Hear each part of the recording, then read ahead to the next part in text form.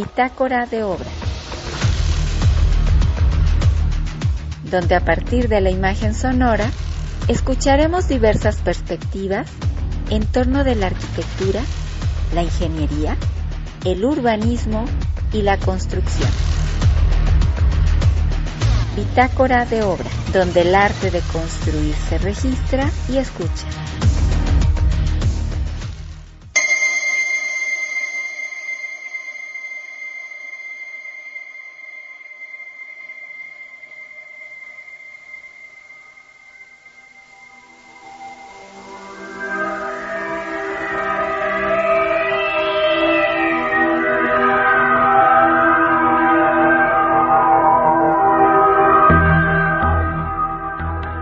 Sean bienvenidas y bienvenidos a esta emisión. Les saluda Yarko González y en controles técnicos saludamos a Junior Cabrera. En esta ocasión, pues tenemos como invitado al maestro Jesús Salvador Chacón Piñón. Él es CEO y Creative principal de SCH2 Lab Arquitectura más Paisajismo. Es docente también en la Universidad Vasco de Quiroga, perito de la sección de monumentos históricos del Centro INA Michoacán, con participación en diseño y construcción de edificios. ¿Qué tal, maestro? ¿Cómo estás? ¿Qué tal? Muy agradecido por la invitación y aquí listo para platicar. Muy bien, pues gracias por venir. ¿Por qué estudiar arquitectura? La verdad es que el estudiar arquitectura fue muy subjetivo, o sea, fue casual. La verdad, hice mi bachillerato en el Cebetis 149, estudié técnico en construcción, entonces desde la prepa tenía así como que esa línea hacia la construcción. ¿Y por qué estudiar arquitectura? Porque por no irme por lo que todos mis compañeros se habían ido a estudiar. O sea, todos mis compañeros de generación, excepción de uno, que después supe que estudió también arquitectura, todos dijeron, no, vámonos todos a ingeniería civil. Y yo dije, ¿y yo por qué me voy a ir a ingeniería civil? No, yo me voy a ir a arquitectura. O sea, tenía el conocimiento de que había arquitectos e ingenieros, pero como mis profesores durante el bachillerato eran arquitectos e ingenieros, pues como que, y era construcción, o sea, no había una diferencia para saber qué hacía un ingeniero o qué hacía un arquitecto, ¿no? O sea, sabía que los arquitectos se decía, bueno, pues arquitectura ha de ser algo más interesante que ingenieros, ¿no? Como que tenía la idea. Y por eso fue la razón de estudiar arquitectura, o sea, fue realmente muy, muy subjetivo, muy circunstancial, digámoslo, ¿no? Y llegas a la Universidad Vasco de Quiroga, de allí eres egresado. Sí, también fue casual. Yo en este recorrido ya de la decisión de estudiar arquitectura, jugaba fútbol americano en esos entonces en la preparatoria, tenía la opción de ir becado a la UAG, a los Tecos, a jugar fútbol americano, pero por azares vimos con familia quedarnos mejor, que me quedara en Morelia, y vimos la opción de la universidad.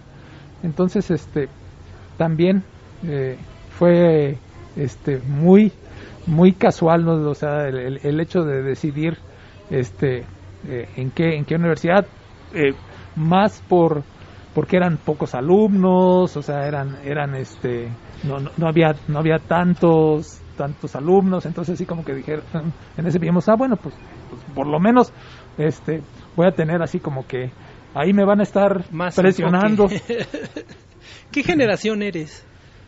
Soy 87-92, o sea, ya hace buen rato. No, pero, ¿sabes? Lo refiero porque recordemos que, bueno, las escuelas de arquitectura aquí en Morelia empiezan en los años 74 en adelante. De hecho, teníamos los mismos maestros que en la Michoacana. O sea, digo, a excepción de algunos otros que eran diferentes, pero muchos de los profesores que daban clase en la Michoacana daban clase en la universidad, en la Vasco de Quiroga, ¿no? Entonces, compartíamos profesores y todo, ¿no? O sea, por ejemplo, no sé, el arquitecto Luis Torres, Salomao, o sea, entre ellos, ¿Y de compañeros? ¿Eran tu generación? De compañeros éramos 15, entramos 15, en segundo semestre éramos 7 y de generación terminamos 3. El arquitecto Mauricio Uribe y Marta Lozano fueron mis compañeros de generación, fueron los únicos que egresamos de esa generación. Oye, ¿y con qué título haces tu tesis de licenciatura?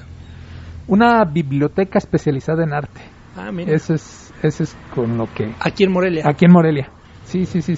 Justo atrás del Teatro de Morelos, del teatro ahí en el conjunto del centro de convenciones, ahí por ahí en esa zona fue donde hice el que en ese proyecto. Entonces esa zona pues todavía no estaba tan poblado como ahora, ¿no? Que es la retrospectiva y lo interesante. Y que tenía esta perspectiva de convertirse en un complejo cultural toda esa zona, ¿no? O sea, porque era el teatro, el centro de convenciones, estaba la biblioteca, el planetario y en fin,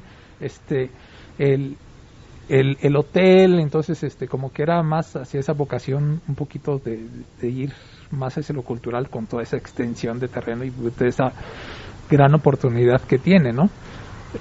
Por eso fue. Después te decides especializar en el área de arquitectura del paisaje.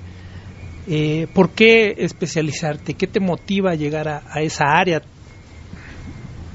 Creo que fue después de un proceso ya de trabajo, fue muy pensado y muy del corazón, ¿no? O sea, ¿qué es lo que te gusta?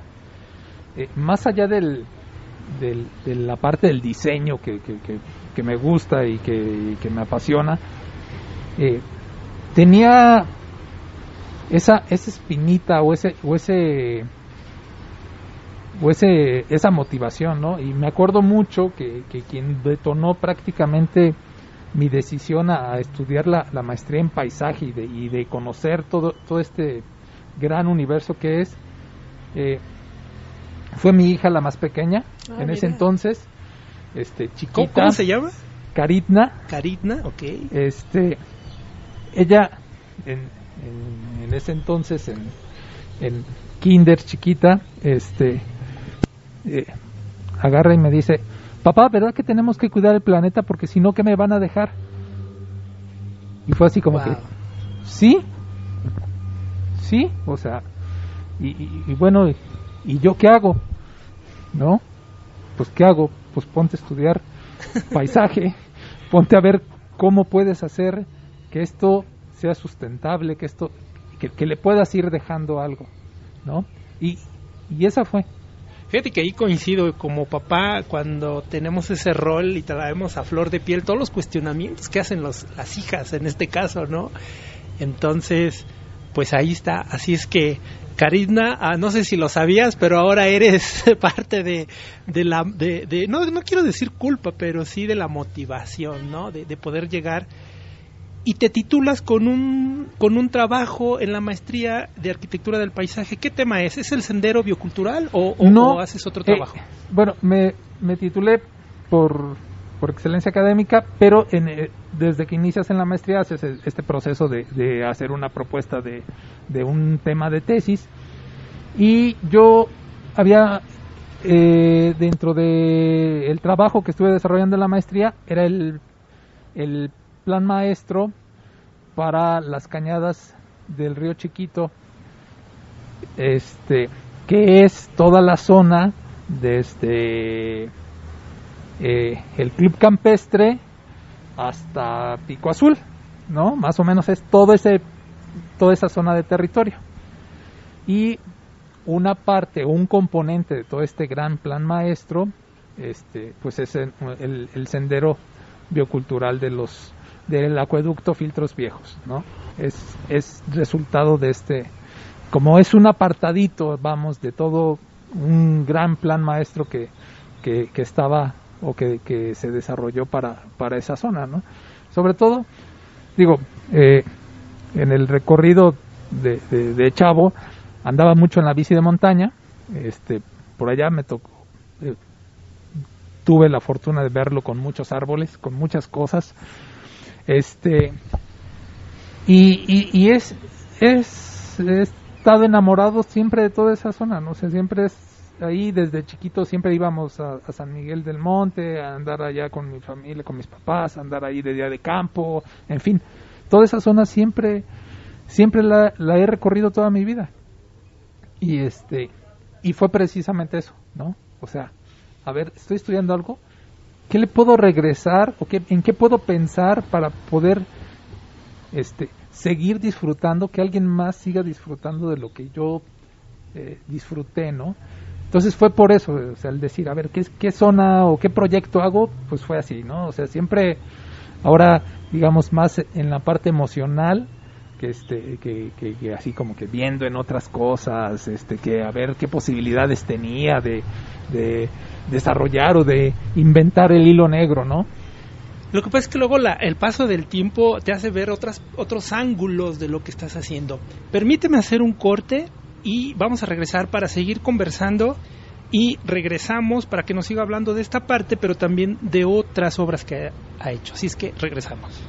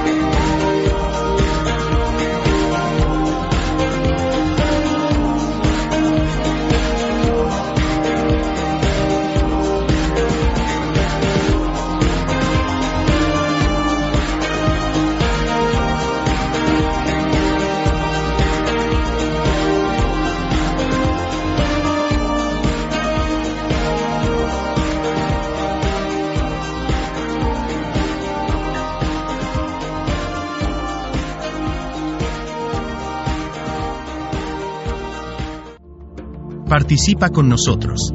Mensajes de voz al WhatsApp 4431304330. Correo electrónico bitácoradeobraradio@gmail.com.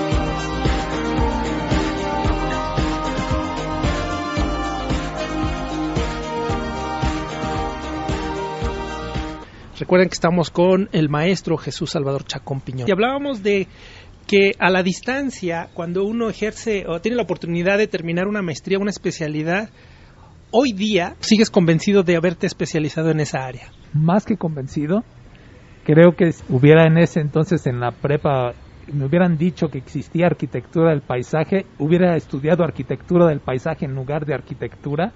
Es muy interesante, es esta parte creativa, donde puedes tener, y más allá, sobre todo, porque no es, muchos entienden que no sé, que arquitectura del paisaje es diseñar jardincitos, ¿no? Yeah.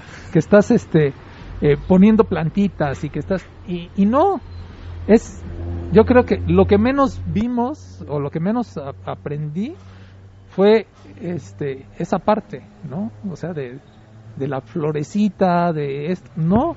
Lo que pasa es, ¿no crees que allí, perdón que te interrumpa, hay un fenómeno? O sea, hay ciertos egresados que de repente la arquitectura era como un masacote, pero de repente hay un momento en el que se hace toda una especialidad y entonces empiezas a ver cómo la arquitectura se empieza a segmentar en paisaje, en conservación, en qué otros, no se me ocurre otro, pero para no desligarme a donde te quiero llevar. Brevemente, ¿cuál es la magia o a qué te refieres con esto de no estar hablando de plantitas nada más, de jardines? Es que tienes que entender el territorio.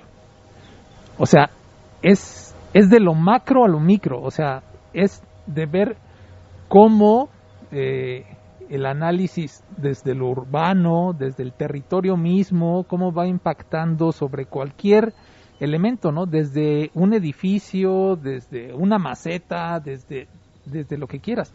Y la parte social, que es muy importante, o sea, en paisaje diseñas plazas, parques, espacio público, ciclovías, en fin, toda esta parte que, ahora, la parte social es fundamental entender. ¿Por qué? Porque cuando tú diseñas cualquier elemento, no es lo mismo que en arquitectura. En arquitectura tienes un cliente, tienes un requerimiento muy específico y tu satisfactor de esa necesidad es muy puntual. Entonces, pues ya, ¿no? Le das gusto al cliente y misión cumplida. Hablemos de esa puntualidad, y porque te quiero llevar allí con tu firma Taller SCH2 Lab, Arquitectura más Paisajismo. Recientemente diseñas un edificio corporativo en la ciudad de Serrano. Vamos a ir para allá. Serrano, ¿dónde está? Platícanos, porque... No, cuando me invita un amigo a colaborar con él es constructor, el arquitecto Juan Carlos Gutiérrez. A él le hacen propiamente el encargo, pero le dicen, pues necesitamos hacer un edificio, ¿no? Y me dice, oye, ¿sabes qué? Pues yo de rayas, no, yo pegar tabiques y hacer eso es lo mío, ¿me ayudas? Y le digo, pues claro, ¿no? A mí me encanta eso. Y vamos, no, pues que ¿dónde es? No, pues en Serrano, ¿no? Y eso, esquina con qué es, ¿no? ¿En qué colonia queda? No, pues que es en Guanajuato. No, pues sí, es una población pequeñísima. Está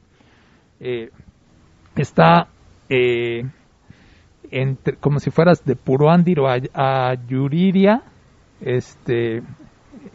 Ahí queda en medio, cerquita de Moroleón. Ahí está el pueblito.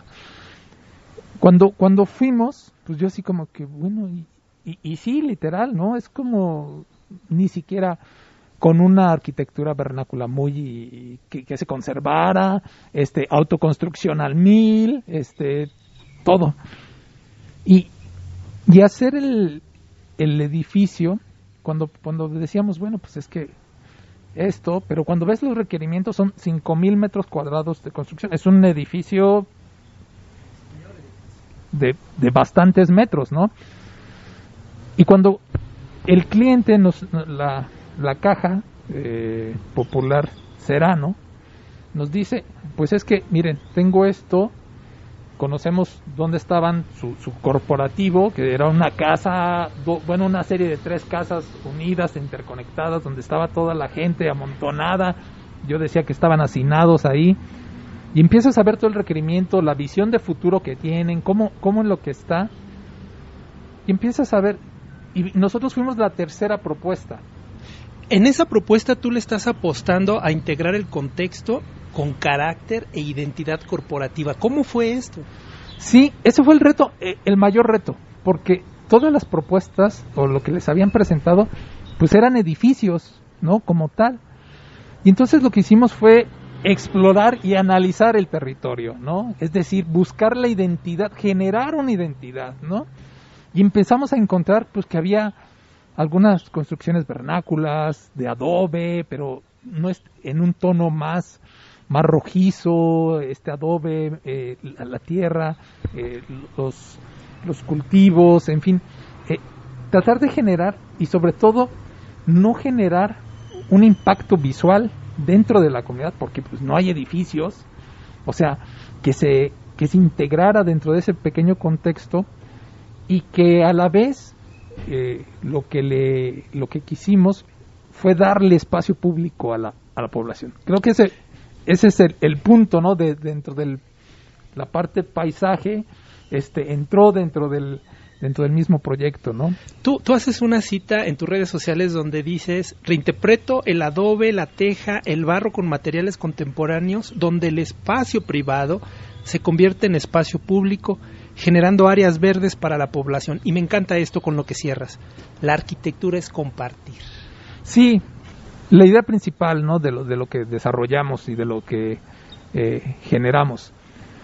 No puedes pensar, nosotros creemos que como arquitectos no puede ser, tu edificio tiene que ser, tienes que generar ciudad, tienes que generar algo hacia afuera, no te puedes cerrar en que construyes tu edificio, tu hito, que ese es el sueño de todos los arquitectos, ¿no? Que generamos un hito, un ícono, y ya es la referencia, pero esa referencia, ¿qué le está dando a la ciudad? ¿Qué está aportando a la comunidad en donde se está planteando? Y creo que eso fue algo muy muy importante, ¿no? O sea, dentro de esta propuesta, abrir el espacio, darle un jardín, un área arbolada donde no había nada, o sea, donde era una calle que pasan ahí, porque es parte de la salida hacia Puruándiro, y darle ese pequeño espacio en donde se amplía la sección de la calle, se amplía y tienes un edificio que sí, en escala, de hecho, hacemos unos taludes donde ocultamos el estacionamiento, pero tienes en el nivel del acceso, tienes un edificio de 2 niveles, y luego atrás ves otro edificio aparentemente de 2 niveles, son 2 niveles porque en la parte de abajo está el estacionamiento, y entonces no ves los carros, no ves, ocultas. Cuando alguien que no es arquitecto y que no es ni siquiera el usuario que va a estar ahí, y empieza a ver o a detectar esas intenciones de proyecto que tienes, esas intenciones de proyecto que tienes, y que logran ser tan transparentes, tan obvias, es cuando dices, bueno, creo que misión cumplida, ¿no? O sea, la intención de proyecto, este juego de luces, de sombras, de texturas, que es parte del proyecto, que es toda esta intención de la materialidad con la cual estuvimos trabajando, se ve reflejada y se entiende. Entonces dices, bueno, creo que la intención fue cumplida. Se nos está acabando el tiempo.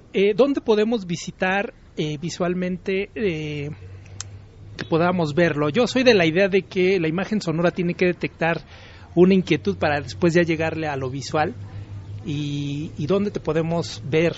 ¿Nos puedes regalar tus redes sociales? Sí, estamos ahí en Instagram, tenemos una página de Facebook, la buscan como SCH2 con número, LAAP, con eso la podrán ahí darnos seguimiento, ahí subimos algunas cosas de nuestro trabajo. En la reflexión de este recorrido que hemos hecho brevemente, ¿con qué cerramos? Yo creo que cerraría con con esta parte de que la arquitectura y este trabajo no es solamente de una persona, es un trabajo en equipo, y que tienes que brindar algo hacia la comunidad, hacia la sociedad. No es hacia la arquitectura interior, pero la misma arquitectura genera un trabajo hacia el exterior. Creo que eso es importante. Muy bien, maestro. Yo lamento el tiempo, viene como guillotina. Me hubiera gustado seguir platicando. Te agradezco. Ojalá este sea el principio de otras charlas y que podamos seguir aquí. Doy las gracias nuevamente por estar aquí. Mando saludos y mi agradecimiento a Junior Cabrera en controles técnicos. Gracias, maestro. Que tengan una excelente noche a nuestros radioescuchas. Gracias.